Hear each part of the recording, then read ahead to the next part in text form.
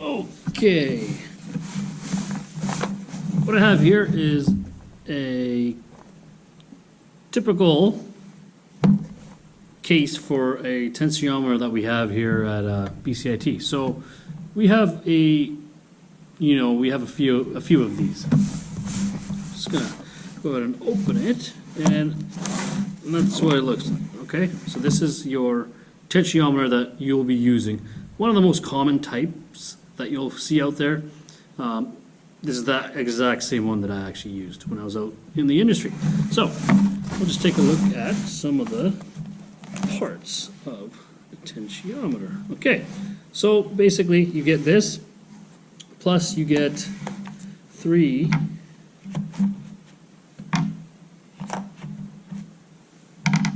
riser blocks with it. Now I'll explain the parts on our tensiometer first. Over here we have 2 anvils, there and there. The cable sits, you could say, underneath the anvil and on this part of the tensiometer. Okay, so right there. Over here, this little swivel type of piece is our pointer lock. Now, I can't show you how that works right now because I don't have a cable. Oops, I don't have a cable tension on. And basically, what it is it locks the pointer in a position where you have it measured, and you're allowed to you can release it and remove the tensiometer, and then look back at the tensiometer and see what the cable tension was. Okay, so that's your pointer lock right there. And then over here, okay, this is what we call our trigger. Okay, so you'll notice that the platform up here sinks down, and when I go to close the trigger, it moves up. So that what that does, it applies it applies a force on the cable, which then gives you a reading. Okay, so yeah, those are the basic parts of this tensiometer. Super simple tool, super easy to use. Now, riser blocks. So you get 3 riser blocks, and if you take a look, they've actually got a number on it. So, if you can see that, I don't know how well you can see that, but that says 1. Okay. Then we got one here. Take a look at that. That says 2C. And then you got one more.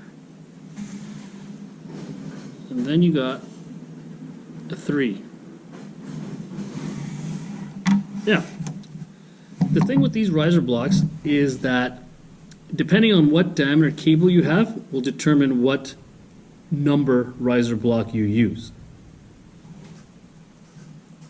What I have here is a tensiometer calibration chart that we use here at BCIT for our 3103 rigging project. Okay, so you'll see this. This is a part of your rigging practical. Now, going back to the riser block, you'll notice at the top of this chart you have a number 1, number 2C, and number 3. Okay, now depending what diameter cable you have will determine what number riser block you're going to use. I'm going to use, so for our little lesson here, we're going to go with the 1/8 diameter size cable, which is right here, 1/8, okay? And if you go to the top, you'll notice that in the riser block section, it says number 1. So we will be using a number 1 riser block for our 1/8 inch size cable. And just to show you that on the top, I've written down our model number of the tensiometer and then the serial number that's on the tensiometer plus the BCIT serial number. Now, you need to record your BCIT serial number because you're gonna want to use the same tensiometer every time you do a reading, okay? Because the first time you get a tensiometer, you will be required to fill out this calibration chart. Now, if you keep taking out different tensiometer, you will have to keep doing the calibration procedure.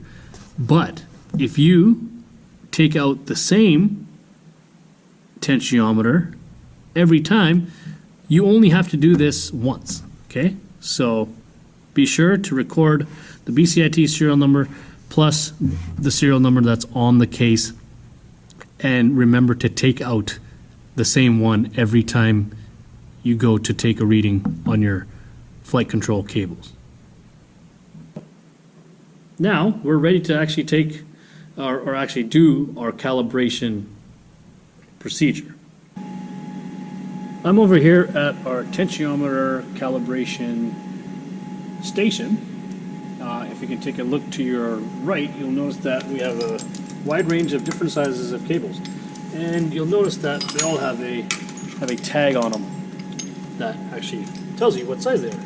Okay, so yeah, so just going back on what we're going to do is we're going to be calibrating a 1/8 diameter size cable. So right over here we got our 1/8 size diameter cable.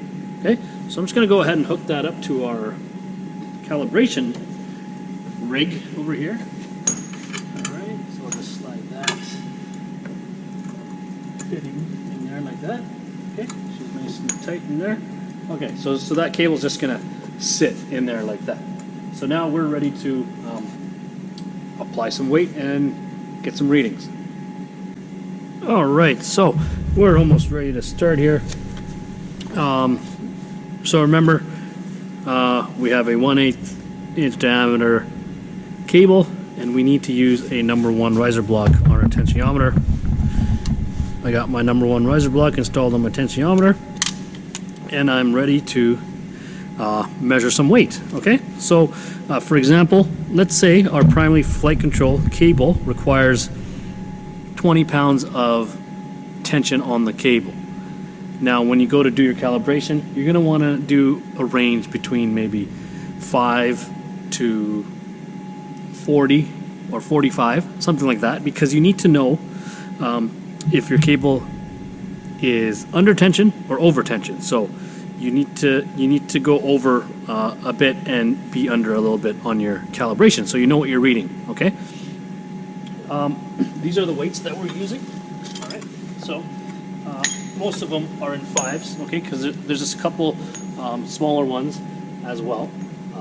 But yeah, so we're going to go into 5s. Okay, so I'm going to go ahead and put 5 pounds on. Okay, just like that. Put 5 pounds on. I'm going to get my tensiometer. Okay, I'm going to open the trigger. I'm going to slide the tensiometer onto the cable. Okay, I'm going to slowly close the trigger. Don't slam this shut, or else you can damage the insides of the tensiometer. And you notice the riser block actually went up into the cable. Okay, so now it's applying a force on the cable, and it's giving me a reading in what we say units. Okay, so what I'm reading here is 4 units. Okay, so 4 units. Now, let's say that I'm in an area where it's hard to reach or inaccessible, almost inaccessible, but you can get one hand in there, and that's about it. You'll notice the tensiometer has a pointer lock right here. So if I can get one hand in there, I can measure the cable tension.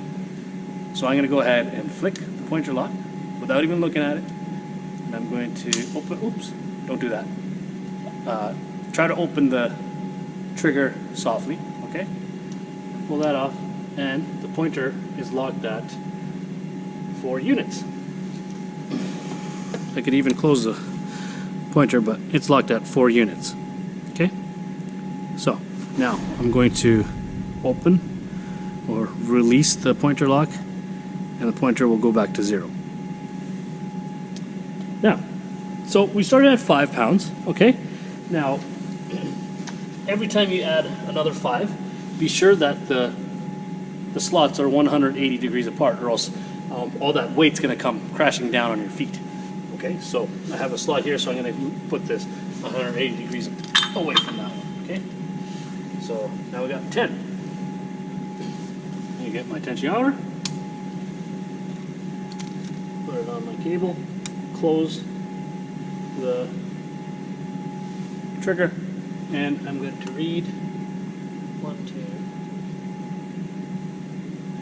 8 units. Okay, so I'm going to get my 818 tension in pounds. So we started at 5, we had 4 units. Next one was 10, 8 units. So I've done 2 measurements. And this is where I record my pounds. So I started at 5, I got 4 units. Went to 10, I got 8 units. Now I'm going to just keep doing that in 5-pound increments, all the way up to maybe 40 or 45 pounds. Okay? Now, just to show you,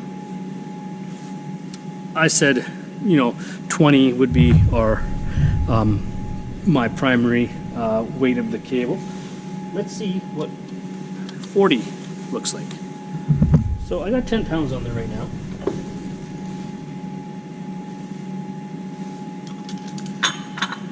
$15, $20, $25,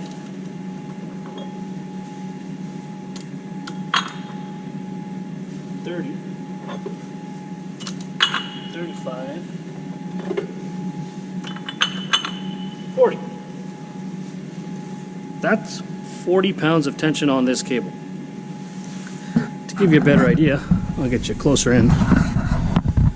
So that is 40 pounds of tension on this 1/8 size cable. So just to give you an idea of how much weight is being applied on that cable.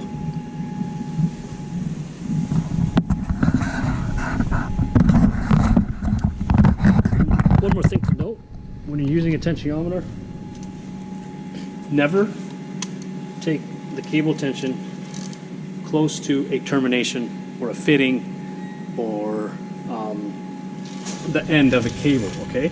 You want to take it somewhere near the middle, okay? That will give you the most accurate reading of the cable. So let's just take a look at what 40 pounds gives us on our reading. So I'm going to go ahead and close my trigger softly. I'm going to engage my pointer lock. I'm going to slowly release my trigger, remove the tensiometer, and you get a reading about just under 33 units.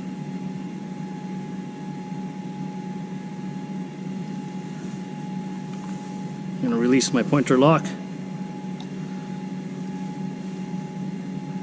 Pointer goes to 0. The first time you go to sign out a tensiometer from your stores, say at your new job or somewhere where you're working, a couple of things that you need to be aware of. The case for the tensiometer, you'll notice, will have a serial number. Okay, at BCIT we have our own serial number on it as well, but you'll notice that there is an actual real serial number on the tensiometer box or case. Now when you go and open up your tensiometer, the ones out in the industry will have a calibration chart. Okay, that calibration chart will have the serial number of the tensiometer as well. Now it is your job to make sure that the serial number of your actual tensiometer, which is on the back, matches the calibration chart and the serial number on the case. If there's any discrepancies, you will have to find out why or where the mix-up has occurred. Okay, because all of these tensiometers will read in different units. All of these numbers are read in what we say units. So if you were to accidentally use a tensiometer with the serial number that was different than a calibration chart, you would be reading an incorrect cable tension. Another thing to watch out for is the calibration date. So we all know that calibrations happen once a year, and most measuring tools will have a calibration sticker. Now if you go ahead, it's April 2020, the year 2020, and you take a look at this calibration sticker, typical sticker that you'll find out there. It says due date September 12th, 2013. So we are way overdue.